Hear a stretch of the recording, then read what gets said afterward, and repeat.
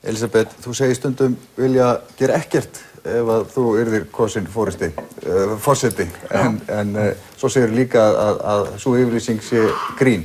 Þú segir að gríni sé gott til að brjóta niður valdið og lausn við valdinu. Ertu að bjóða þig fram í fullri alvöru eða ertu að grínast með forsetavaldið?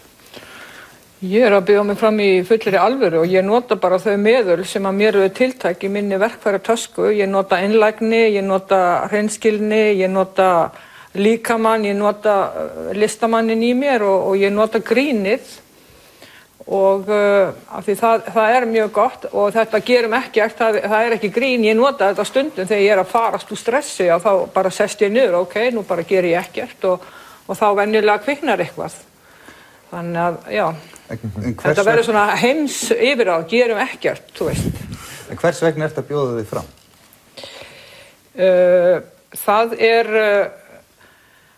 Það er vegna þess að ég vil verða svona forseti sem er forseti skáldskaparins og ég vil að skáldskaparinn fái sinn sess í þessu þjóðfélagi og við erum búin að tala núna Icesave, hrunið, peninga og skuldir og húsin okkar og ekki húsin okkar og pólitíkina. Við erum búin að tala þetta núna í 20-30 ár og við erum skáldlega verur, Íslendingar.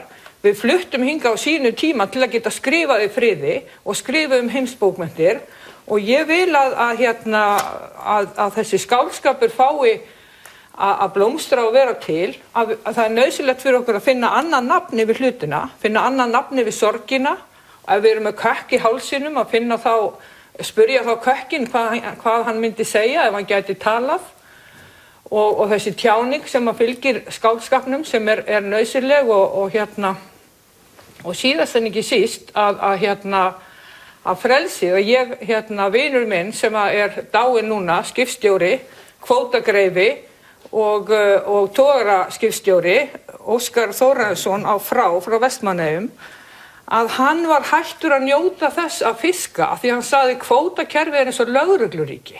Þetta sagði hann. Hér áður fyrir þá var þetta frelsi. Ég ætla að klára þetta var frelsi, ég var bara í brúnni að spila jazz og þetta var frelsi, nú er þetta lögregluríki. Þannig að þarna sér hann, sjómenn mjög skáldlegir, að hann sér þetta á skáldlegan hátt og það er nauðsynlegt fyrir manneskjuna til að lyfta lífi sínu og fá fyllingu í líf sitt og hætta þessum skuldgrefti sem við erum búin að vera í undanfarin 20-30 ár. Finnur hljómgrunn við þennan málflutning? Ég var bara fatt þetta í gær, hvernig líst ykkur á þetta? Það sem mjög en svona aðeins, þú fórst á puttanum hringinn í kringum landið og til að safna undirskriftum. Það stóð tæpt að það tækist. Er þetta þess virði? Já, það er það. Þannig að þetta er bara ótrúlegt ævintýri og ótrúlega mikið að gera þó ég sé bara með 0,4%. Þannig að en það getur, eins og þú segir, það getur alltaf snúist við. Kannski verða þau öll með 0,2 í lokin og maður veit ekkert, það eru svo mikla sviptingar í sér skoðanakönnunum. Akkurat. Já, ég ætla ekki að grípa fram. Ég langar bara að segja til stuðningsenni Guðrúnu að það er búið að hálfpartinn svona djóka með þetta fingurinn og biblíuna en ég get bara upplýst það hér og nú að flesta konur draga einhver spil áður en ákvörðun er tekin, hvort það er tarot, biblían eða bara einhver spil, englaspil og þetta er bara spilur bara í tísku og svona alls konar. Dróst þú eitthvað spil? Hæ? Dróst þú eitthvað spil? Já, ég dróð spil, The Beauty and the Beast. Já, ekki núna, ekki fyrir, en bara nýlega dróð ég þetta spil, nýlega. Elísabet? Já, ég vil nýju stjórnarskrána og það sem Davíð að segja, hann hafi manna mest verið að semja stjórnarskrá, þetta eru gömul, meira en 20 ára gömul lög sem hann var að setja þar inn og þau eru of gömul, nú er komið nýr tími, nútíma lýðræði og það verður að setja þessa nýju stjórnarskrá í lög sem fyrst. Elísabet? Já, ég myndi vísa þessu til þjóðaratkvæðagreiðslu ef tiltekinn fjöldi óskar þess, en ég vil líka sé tekið tillit til minnihluta lýðræði og minnihluta að það sé, við þurfum aðeins að skoða það hérna á Íslandi. Já, Elísabet, þú vildi bregðast við? Já, ég vildi bara bregðast við að þið áttu eftir að spyrja mig sameiningartáknið. Við vorum að koma, þú varst næst í röðinni. Já, ok, já. En þú vildi bregðast við þessu eitthvað sérstaklega? Nei, menna, eða á ég að vinda mér í spurninguna? Þetta sko, goðsagan, hún búin til listtrú og vísindum og við erum stundum að taka einn partinn úr og þá fer allt til fjandans og stundum verða vísindin guð og stundum verður trúin vísindi og þegar maðurinn bara á þessari vegferð og að gera, að skoða allt og... Tölum aðeins þína vegferð. Þú hefur talað mjög opinskátt alla þína persónulegu reynslu og við sjáum það á Facebook síðunni þinni.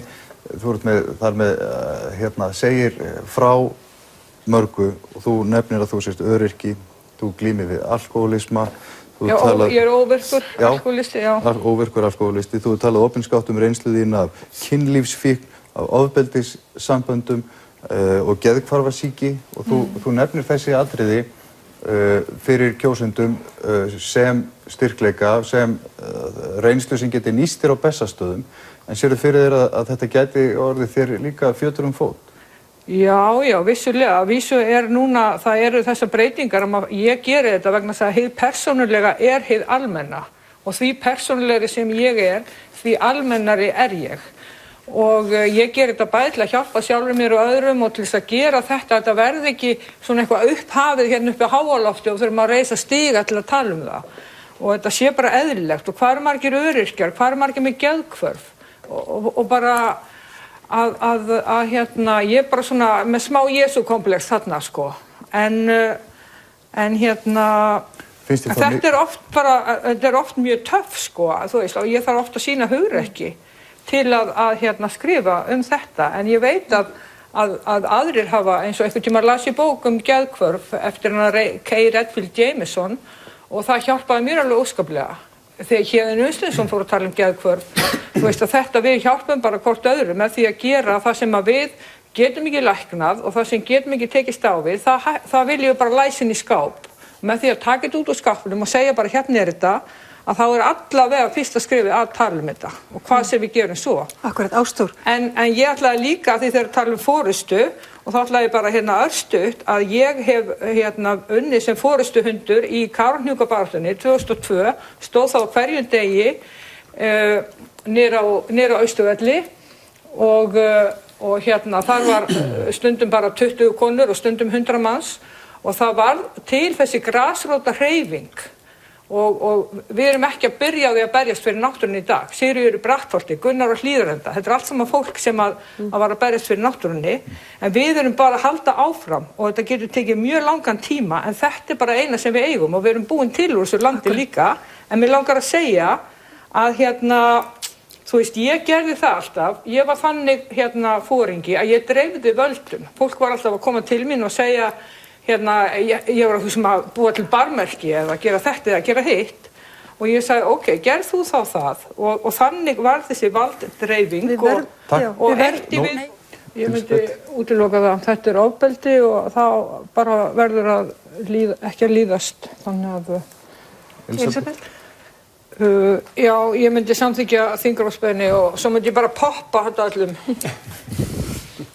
Já, mjög vel mælt hjá okkur vinna og mér finnst þetta alveg spurning hvort að við höfum eitthvað að gera við þetta embætti, við erum ekki maurar og við erum manneskjur og það verið að tala eins og í gær að forsetinn væri svona eins og höfuð þjóðarinnar, það má alveg spyrja er hann ekki bara limur þjóðarinnar og labir þar og hefur forseti einhvern tímann breytt einhverju? Og mér datt í huga að ég segi stundum, já, ég skal fara á Bessastað og kenna ykkur að hugsa öðruvísi. Það er náttúrulega svolítið mikil mennska, en mér finnst það ákjósanlegt. En síðan kom ég með þá hugmynd sem að kannski verður 18 konur á Bessastöðum. Bara, já, margar á drukknu í drekkingarhyl og þær verði forsetar, 18. Elísabet, þú hefur ekki talað svona mikið kannski samband Íslands við umheiminn. Ætlar þú að halda þig heima á Bessastöðum eða ætlar að fara heiminn og tala máli Íslands? Hvernig yrði þá þín landkynning? Já, ég hef nú bæði sagt að ég myndi vilja hafa Bessastaði bara svona opið fyrir börn og lýðveldisskóla þar. Það er hefð fyrir skóla á Bessastöðum, ég myndi vilja hafa lýðveldisskóla og ég vil líka skoða þessi 6.000 fátæktina, það 6.000 börn sem að líða fátækt, það með öllu ólíðandi, algjörlega, og það eru ungar stúlkur, það eru fullar að kvíða og þráhyggju út á útliti sínu og það komið árið 2016 og ég myndi vilja hafa Bessastaði þess svona og ég myndi bara búa, þú veist, heima hjá mér á Framnesveginum. En hvernig myndir þú hafa þér samkvæmt umheiminn? Já, ég hef skrifað umheiminn og ég hef til dæmis viljað að við hefðum mikil samskipti við útlönd. Við erum einangruð norður í höfum þrátt fyrir alla tækni. Tækni ekki samskipti þannig að ég vil hafa samskipti, reyndar hugmynd Hrafns bróður míns, það Norðurálfan, það Grænland, Ísland og Færeyjar og síðan hefur verið talað Kanada líka að bæta þarna við og það eru þessi Norðurálfu. Ég hef verið mjög hlynnt Evrópusambandinu, ekki endilega öllu þar, heldur vegna þess að bara til þess að rjúfa einangrun.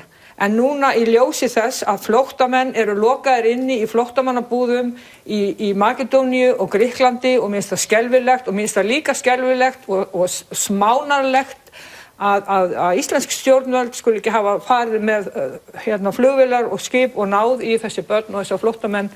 Þannig að ég vil hafa sem mest sambönd við útlönd. Elísabet? Já, ég náttúrulega skemmtilegasti frambjóðandi, það eina skoðanakonum með viti, eitthvað 40% skemmtileg. Þannig að ég bara væri gaman að hitta hana Rakel og myndum fara á trampólín og gera eitthvað skemmtilegt og ég mjög góð í að tala við börn, ég hef heyrt það. Ég hef 8 ömmustelpur ef ekki kannski fleiri sem mann geti.